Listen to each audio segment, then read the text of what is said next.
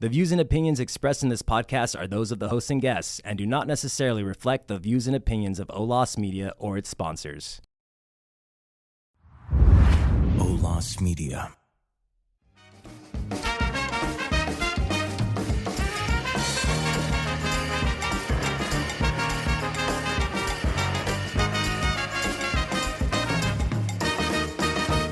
This is Cannabis Enlightened with Dr. Leroy. Hey, everybody. Welcome to Cannabis Enlightened. This is another episode brought to you by March and Ash, Cannabis Enlightened, and I am Dr. Leroy. And it is a joy, a real pleasure for me to be here with you today. As always, we're sponsored by March and Ash. And the people that make me sound so very good in the studio are JC and Lena, and I appreciate them. For those of you that ask sometimes, the podcast is on the OLOS Media Network and also Spotify. So you can go in to either one of those and type in Cannabis Enlightened or cannabisenlightened.com, and you will get me. I have a very special guest today, a lady that has done a lot in the cannabis industry, and I'm so very fortunate to have her. We thought we were going to meet earlier, but stuff happens, and I had to tell her that, hey, things happen, just call me and say I can't do it, and we'll reschedule. But she was really biting off all her fingernails. I hope her fingernails have grown back. Okay, yeah, they've grown back. That just call Dr. Leroy and say, hey, I can't make it. I'm making money. Okay, and I will let you off the hook. But our guest today is a very well worked person in cannabis, Marissa Twichell, and she has a lot to give us today. But before I go to her, I want to remind the audience that there is a project here in San Diego that's going to be at the Sherman Community Center, and that's at 2258 Island Avenue here in San Diego, Sunday, June the 15th and 16th from 1 to 5. It's the Legacy Genetics Project, And these are folks who are doing a compilation. They are putting together an oral history of cannabis. So we're really looking for breeders and cultivators to come out and people like you and I who just want to find out more about cannabis. But listen, if you will come out and participate or just listen, it would be great. And if you want more information about it, because I can't give you everything before I get to our guest, you can log on to www.legacygenetics.org, legacygenetics.org. Log on and then you'll find out a lot of information. But if you can be there June the 15th and 16th, it'll be great from 1 to 5. I think I will be there myself talking to people, and I think we're going to have a great time. All right. So Marissa Twichell. Yes, everybody has a variation. Marissa Twichell. Okay. The first time I met you, I'm going to tell the audience this. The first time I met this lady, she wasn't working, or you were between jobs. I was, yeah. And then before I could get her on my program, she had like 5-6 jobs. and right now you're regional sales director. Yes. And regional social regional director? Sales director for Revelry and Field Trip. So I oversee Southern California and the state of Arizona. Okay. And as you oversee it, what does that overseeing mean? Mostly sales. I've got my hands on a lot of stuff. We have a fantastic marketing team behind us. So I don't do as much marketing in this position as I used to, but still a little bit with rolling classes and different initiatives, but mostly the sales aspect. So I help oversee a sales team here in Southern California and then a sales team in Arizona as well. And how did you get that position? Did you just apply? Man. Just walk up and say, here I am?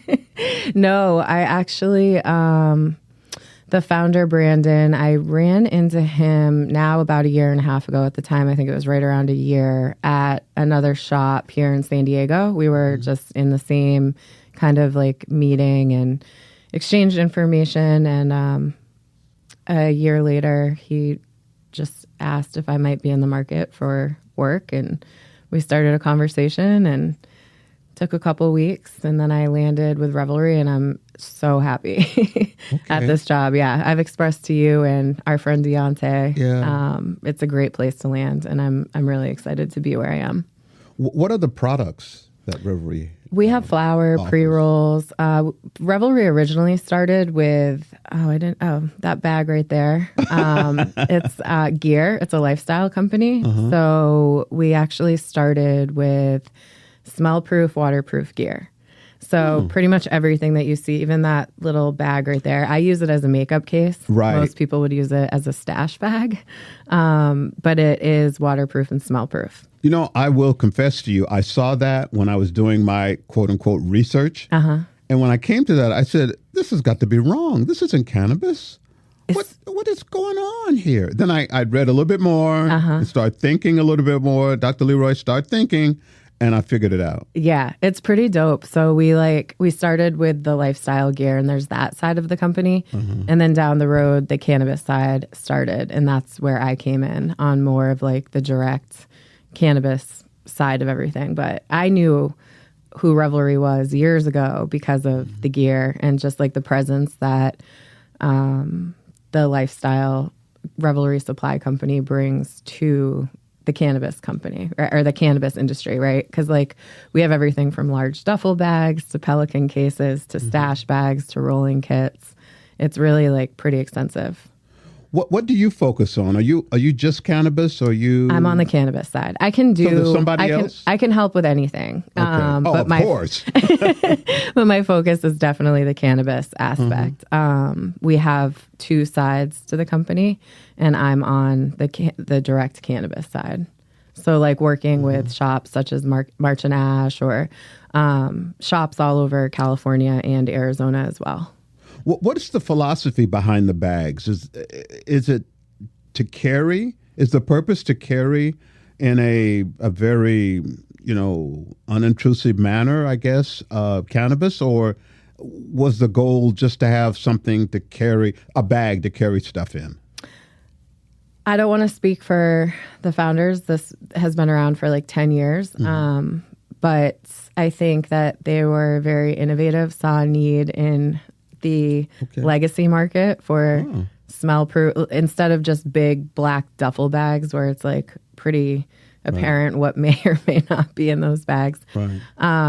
It's made it like more fun. Like this one that I have is a camo. We have all different designs and styles that you can choose from. It just makes it more fun. And I mean, I use it for my luggage. I've got a bunch of friends that are we have different styles, but like a big like purse laptop style. A bunch of women in San Diego are all running around with the leopard print of that. So all right, it's fun. It's fun. Okay. So there is luggage? Yes. Okay, so I'm going to give you a little bit later on. I'm going to give you an opportunity to give us some contact information. Sure. How people can get to the website and how they can get to you. Yeah, absolutely. I see that maybe before the current position you have right now with Revelry, you were working with women of cannabis. What and that's intriguing because, as you and I have talked about before, the cannabis industry is, I guess, maybe male dominated. For sure. A lot of men, not that many women, and maybe even fewer women at the top executive positions. 100%, where you are. So tell us something about women of cannabis and, what kind of impact that has had on the cannabis industry. Sure. I'm really proud of the work that I did with my partners, Katie and Kaylee, with Women of Cannabis. I've talked about this a little bit, but it was just like a really it happened organically. Katie had the idea to throw a small event for women out in the desert. The desert doesn't get love year round because they have in season and off season. And not many people are going to Palm Springs when it's 120 degrees, you know? So she decided to focus on the women that were out in the desert region. And we partnered with Dr. Green Thumbs out in Cat City. They had a consumption lounge, and we just threw like a little event. We didn't really expect it to be anything crazy. It was really fun. We had, I think, like 60 or 65 women show up. It was a really cool couple-hour event, consumption friendly. It was just for women? It was just for women. I mean, we never didn't allow men, but it was a focus towards women. I think one or two men did show up to that, and we weren't really sure what to do with it, right? Because we were like, what do we do with these men here? Yeah, we want to be inclusive, but at the same time, we wanted to like provide a space specifically for women in our industry, because there are some great initiatives that are women focused and women based, Blunt Brunch and amongst quite a few others. But we didn't see until after this event, but we were just kind of like focusing on women that maybe didn't get a lot of love the way, particularly bud tenders in the area that they were. And then after that, number one, we had a great time, but then we started to get questions like, when's the next one? You know, and we realized, wait, there's a need here. So the second one, we ended up partnering with Green Street. Shout out to Rama. He's always been a huge support. And we threw our second one in downtown LA. And that just changed everything. How long ago? I don't know. 24, 23? 21, 22. Okay, so it's been a while. That was a while. 22 maybe? I don't know. I'd have to look. And then... So is it your opinion that women feel more comfortable? Like, I know there are women gyms, okay, just women gyms. And I've talked to women that have gone to the gyms, and they say, you know, I feel more comfortable going to all women's gym because I don't have to worry about, you know, being stared at or competing with the men. Yeah. Do you feel that same way with the women of cannabis approach? Don't know. I don't know. I think that to an extent, yes. But I think it was just a really great opportunity for women to come together from all over the state to like really network and focus on each other, build those relationships. And yeah, I mean, even... the industry is male dominated, that's for sure. And so are events. Events are very male dominated too. So, and I go to so many events, whether it's like a sesh or I've chilled out a lot on it because I just don't have the energy anymore. But yeah, I've done all kinds of events, and they are definitely male dominated. And a lot of times, like, there are important women involved, and women do have a say, and women do have a lot of influence on the industry, but that's not necessarily highlighted. And we wanted to highlight just women coming together and supporting each other. You know, I got to ask the why question. Why do you think that is, that it's, you know, there aren't as many women? I mean, ooh, that's a good one. I think probably because historically growers have tended to be men, cannabis growers in particular, growers, genetics, all of the above. And then just in general, men dominate the business world regardless of cannabis or not. And it's even more, there's an even wider gap in the cannabis space. So, Are you seeing more women using cannabis products? Yeah. I mean, last I knew, I haven't looked at stats recently, but it was a pretty popular conversation the last few years that moms were the fastest growing consumer of cannabis. Oh my. Yeah. And now I as I'm looking at you now, you kind of stressed moms. Is there a reason why moms would be? I'm not surprised. I mean, we've had like wine culture. I am a mom, and like we've had a drinking culture for so long where, like, I mean, you know, anywhere you go, alcohol is acceptable socially. Whether you drink or not. And I think there's a major tide shifting in that with a lot of people. And there's a lot of great organizations, and women in particular really like speaking up and trying to change that. Like you can have like mommy wine culture and have your wine, glass of wine at the end of the day, or bottle or whatever it is. But people are kind of like snubbing, maybe smoking a joint for that same like relaxation or same me time, whatever that looks like, when we know like the damaging effects are way less when it comes to cannabis. Absolutely. You're not waking up irritated with your kids or your toddler the next morning because you drank or because you smoked a joint or your bong or whatever it is. But that definitely can happen when you're waking up. I like the way you say, you said, you're not waking up because irritated because of the cannabis, but you may wake up kind of irritated. If you have wine. Yeah. I mean, I've done it, you know, I'm a mom. I still consume alcohol and definitely used to consume more. So, I just think that it's like a healthy outlet and option for moms in particular to have, like just to take that breath, take that 15 minutes, chill out. It's not like most moms aren't running around drunk and high, you know, but to have some type of outlet for the end of the day or whatever that looks like for you. Yeah. And the way you're putting it, it's not something that's going to prevent you from doing stuff. Yeah, I mean, assuming that it works for you, right? I also don't believe cannabis works for everybody. I know it's a very unpopular thing to say in this industry, especially when you're in the industry, but I absolutely don't think that it's positive for everybody. And only you know your limits and your consumption and what's helpful and what crosses the line between helpful and harmful. So I think everybody's different.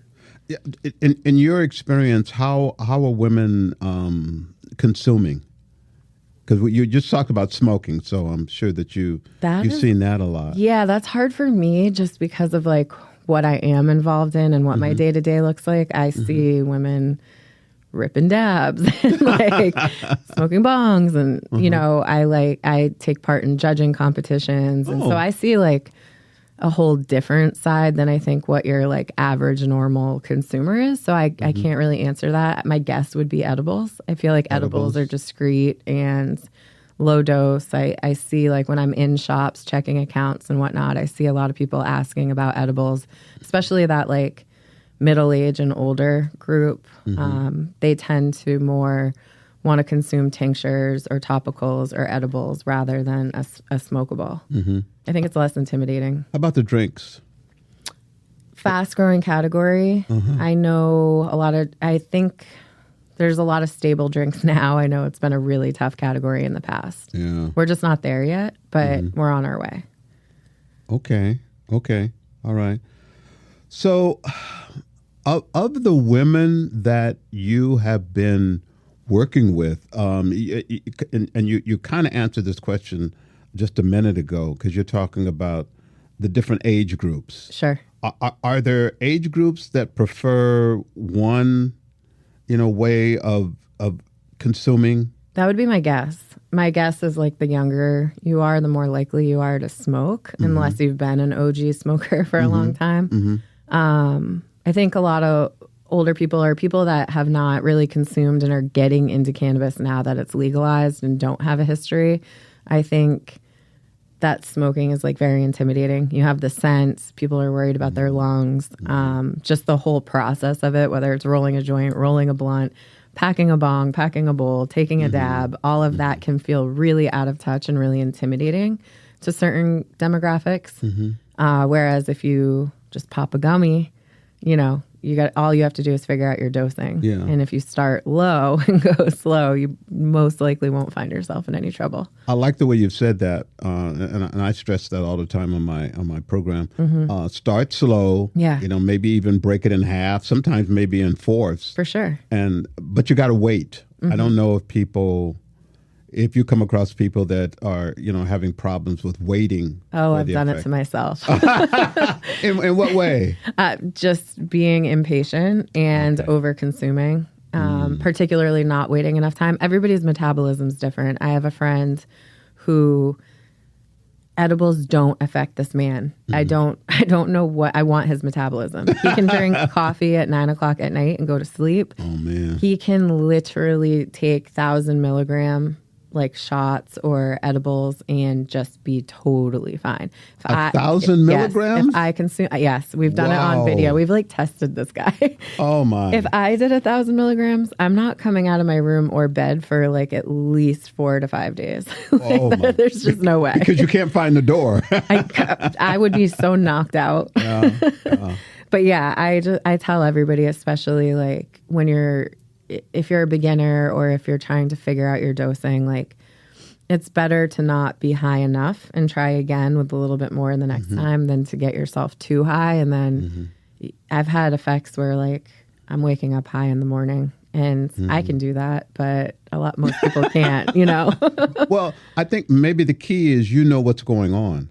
Sure. Yeah. That's helpful. And I also learned, like I've learned throughout the years, if I'm not having a great time, if I've overconsumed or consumed something that wasn't necessarily working with my system, I just, rather than sit there and be in my head about it, I just get my dog, who's right over there, obviously my comfort, and I go to my room and put on salt lamps and lay in bed. And whether I'm like reading a book or on my phone, or if I just have to lay there and chill out, I've figured out how to make it a not overwhelming experience. So I would hate for a beginner to have an overwhelming experience, because that could be a real turnoff long term. For me, I am a very conscious consumer. I only consume like in certain scenarios and at certain times, because I've just learned that being high all the time doesn't work for me. Yeah, it's not working for me. so I don't. Yeah. So speaking of getting high, most people. A lot of people, some people, they know cannabis from the standpoint of THC and CBD. Sure. And when you go into that realm, they know enough that the THC is the getting high part. Sure. And the CBD is more like the pain relieving, to help you. I come from the school of that THC is a little bit of medicine too. Oh, 1,000,000%. Right? Yeah, absolutely. Right. It kind of like lays the path so the CBD can get in there and really work. Is it as easy for people just to look for CBD and THC, in your opinion? I think CBD is way more accessible. We don't have like the federal and state regulations on CBD. Like you could go on, you can be targeted with an ad on Instagram and buy CBD shipped directly to your house. Can't really do that with THC. I mean, you can do it locally if you're allowed to within your city and state, but the regulations are totally different. And then there's just all these other minor cannabinoids, right? Like CBG and THCVA, and we're starting to see a lot more of those enter the market. There's a really great strain, Pink Boost Goddess, that I'm a big fan of. I've heard of that. I love it. They're a farm out of Mendocino, and they have THCVA. Helps me because it helps me not. It can be an appetite suppressant for some people, so it helps me not get the munchies. I'm going to eat everything. My friend gave me a clip that goes on like snacks, and it says, "Don't open me, you're just high." Because it's like, cute. I know, because it's like, I'm not even hungry, and then I might get high at like 9:00 at night on the couch, like watching my bad TV, and then all of a sudden I just want to eat like everything in the house. Yeah, and I don't want to be doing that. things salty and things sweet. For sure. Something that crunches. Yeah, exactly. And then it's like, but there's all these other minor cannabinoids, like you can use CBG for sleep, and there's just so many others. And I'm really excited because we are talking about those much more. And within the industry, it's been a conversation for a long time. There's been a lot of research and we're learning more and more, but I'm seeing it slowly trickle down to the consumer. And that excites me. It sounds like you're really talking about a lot of things, but two things stand out. Knowing yourself and knowing what you're putting in yourself. Yeah. Well, one of the things that I fight on a regular basis, and perhaps you do too, is trying to get people to not feel and think that cannabis is this demon. The stigma, yeah. Yeah, the stigma is really, really strong still. Well, think about it. Think about like the propaganda going through DARE class in like third grade, and they're telling you like, or like, remember the commercials from the 90s? Like, this is your brain on drugs, and it's frying an egg. Yeah. But it's like they were equating that with anything, including cannabis. Exactly. So, I mean, I've talked about this before, but I got kicked off of a sports team, when I was young because I they found out I smoked weed, and like, it's just the repercussions have been there, you know. Whereas like if I got caught drinking alcohol, I probably would have just got like suspended for a couple games or something. But the weed, no, see you later. That is funny. I know. So it's really interesting to see like how it's all changed and continues to change. You know, I've heard athletes talk about consuming cannabis, professional athletes, that they go through 2 and 3 workouts a day. Yeah.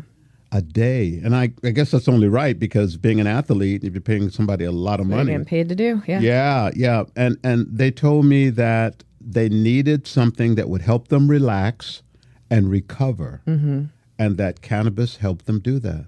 Yeah, absolutely. There are like trainers out there that are for like conscious consumption. I love seeing all the cool things. Like someone I know just did a sound bath where everyone got high and then laid down, and they did a sound bath for them.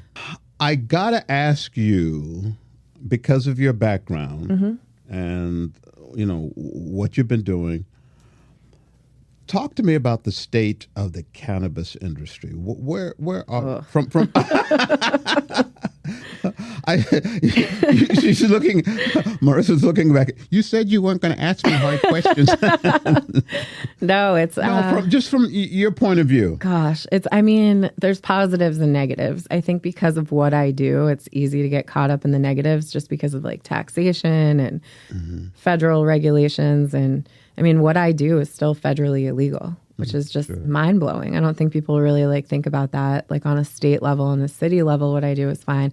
So for example, if I'm driving down the 5 with cannabis, if like a San Diego police officer pulls me over, or like, you know, city or state cop, they're not going to be super concerned if I have some cannabis on me. Whereas like Border Patrol, because they are a federal agency, it's their discretion. They could make my life very difficult or arrest me or whatever for things that like state police and city police may not do. So that's tough. The taxation, huge issue.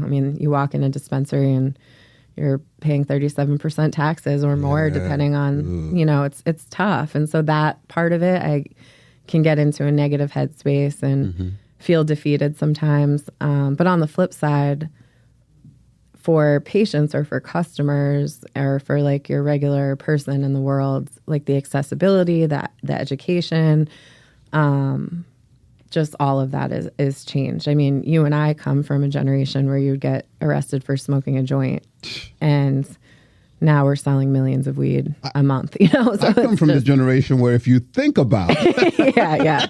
If you're even thinking about it, exactly. And our generations are different, right? But like even my generation, it just was such a thing, and so I'm somebody who always likes to push the envelope. So this is like really on par for me. Okay, something tells me that you're a risk taker.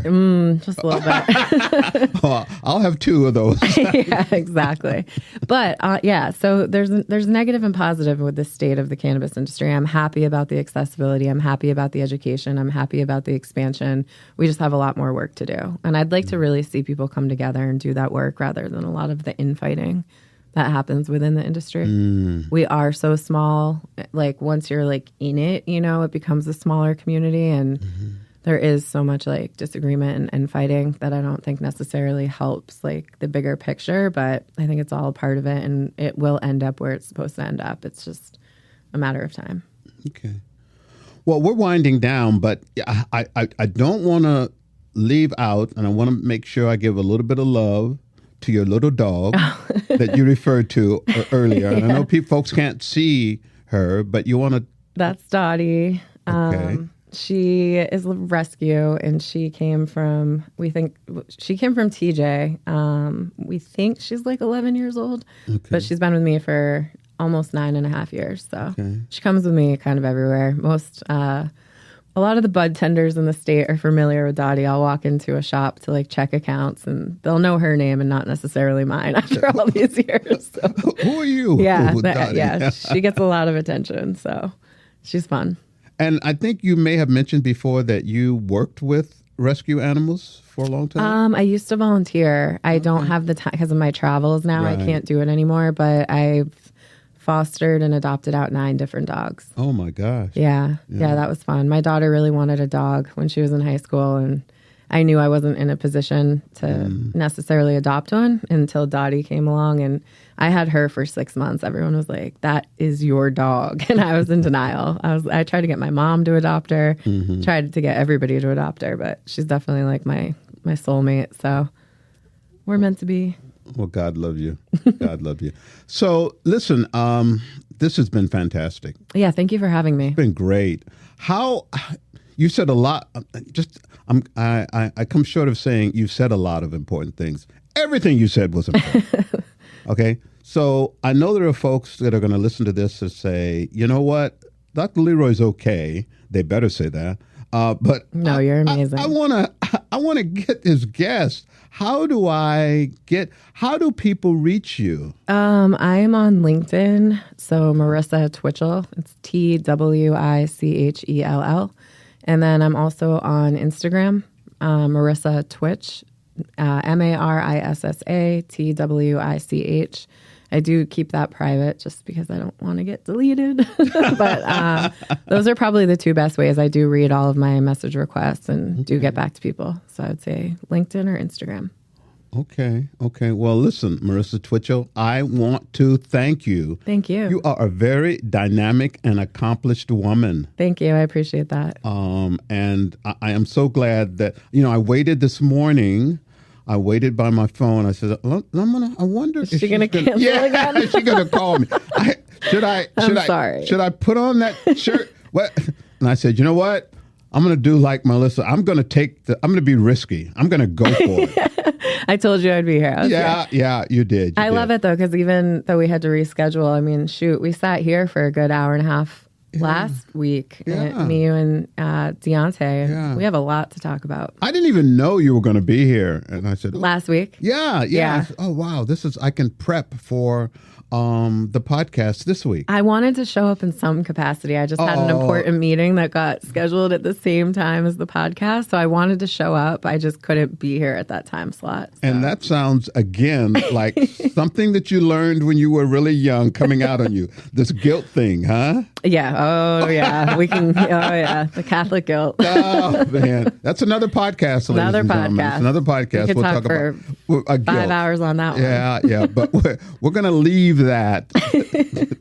But listen, thank you very much for sharing your thoughts and some of your life. Thank you. And your dog. Thank you very much for coming and sharing this with me. I appreciate it. Thanks for having us. And I know that folks are going to reach out to you. Awesome. I know they will. Oh, and I'll probably be at the legacy thing next Sunday. Okay, you are. I will swing by if that sounds really cool. It's Father's Day, so what a great way to spend Father's Day. Oh, yeah, it is. Yeah. The Sunday, right? That Sunday. Sunday, yeah, I Sunday can't come Monday, but I can probably swing by on Sunday. Oh, my gosh. I would love to check it out. I'll give you one of the flyers I have here. Perfect.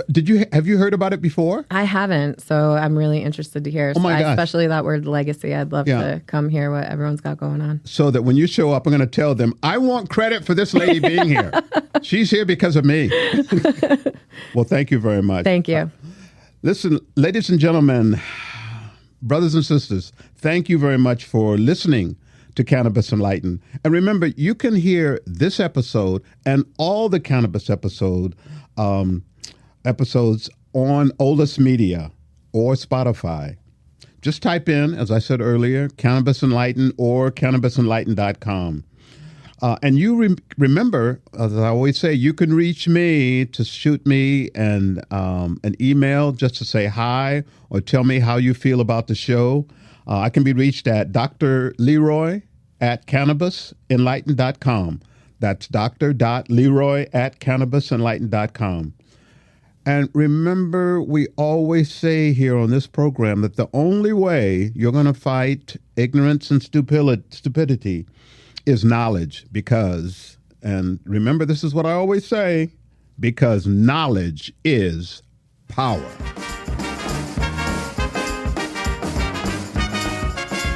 Thanks for listening to Cannabis Enlightened. Be sure to follow and subscribe whenever you listen to your podcasts. To read the blog associated with this episode, visit olasmedia.com.